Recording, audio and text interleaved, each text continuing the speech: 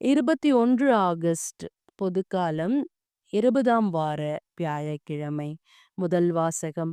யார் என்னை சந்திக்க என் வீட்டு வாயிலிலிருந்து புறப்பட்டு வருகிறாரோ அவரை கொண்டு வந்து எரிபலி ஆக்குவேன். நீதி தலைவர்கள் நூலிலிருந்து வாசகம். அதிகாரம் 11 இறை வார்த்தைகள் 23 39 முடிய. அந்நாட்களில் ஆண்டவரின் ஆவி இப்தாவுக்கு அருளப்பட்டது. அவர் கிளையாதையும் மானசேயையும் கடந்து கிளையாதிலிருந்து மிஸ்பேவாவை கடந்து அங்கிருந்து அம்மோனியாரை நெருங்கினார். இப்பாதா ஆண்டவருக்கு நேர்ச்சை செய்தார். நீர் அம்மோனியா மக்களை என் கையில் ஒப்புவித்தார். அவர்களிடமிருந்து நான் வெற்றியோடு திரும்பும் பொழுது யார் என்னை சந்திக்க என் வீட்டு வாயிலிருந்து புறப்பட்டு வருகிறாரோ அவர் ஆண்டவருக்கு உரியவர். அவரை கொண்டு வந்து எரிபலி ஆக்குவேன். இப்பாதா அம்மோனியாரியுடன் போரிட சென்றார்.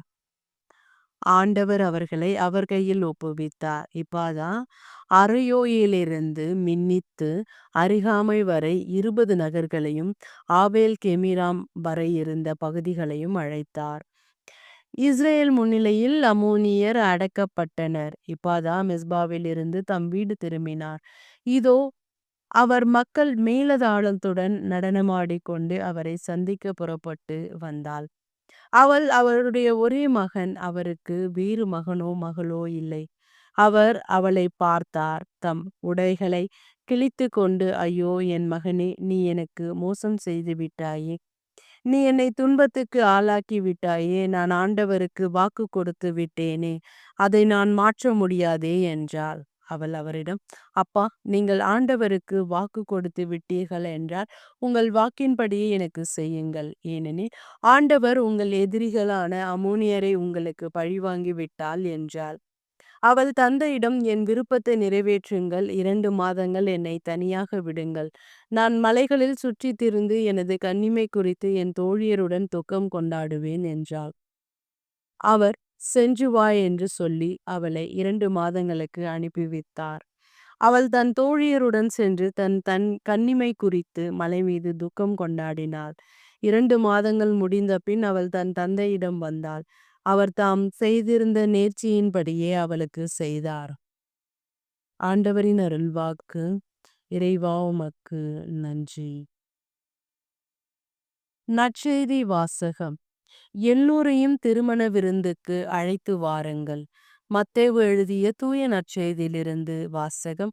அதிகம் 22 இறை வார்த்தைகள் 1-14 முடிய.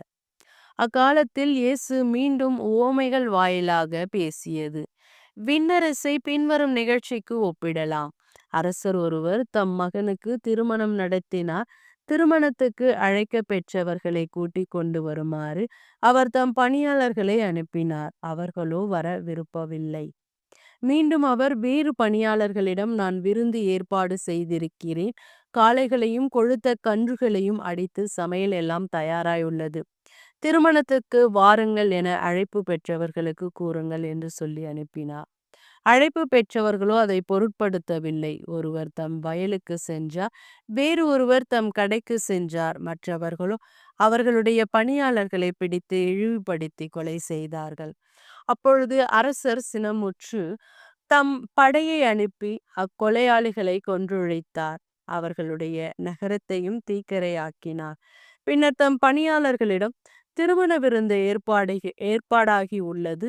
அழைக்க பெற்றோர்களோ தகுதியற்று போனார்கள். எனவே நீங்கள் போய் சாலையோரங்களில் காணும் எல்லோரையும் திருமண விருந்துக்கு அழைத்து வாருங்கள் என்றார்.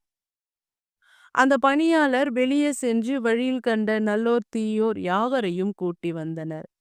திருமண மண்டபம் விருந்தினரால் நிரம்பியது. அரசர் விருந்தினரை பார்க்க வந்த பொழுது அங்கே திருமண ஆடை அணியாத ஒருவனை கண்டார். அரசர் அவனை பார்த்து, தோழா, திருமண ஆடையின்றி எவ்வாறு உள்ளே வந்தாய் என்று கேட்டார். அவனோ வாயடைத்து நின்றான். அப்பொழுது அரசர் தம் பணியாளர்களிடம், அவனுடைய காலையும் கையையும் கட்டி புறம்பே உள்ள இருளில் தள்ளுங்கள். அங்கே அழுகையும் அங்கலாய்ப்புமாய் இருக்கும் என்றார். இவ்வாறு அழைப்பு பெற்றவர்கள் பலர், ஆனால் தெரிந்தெடுக்கப்பட்டவர்கள் சிலர். ஆண்டவரின் அருள்வாக்கு. கிறிஸ்துவே உமக்கு புகழ்.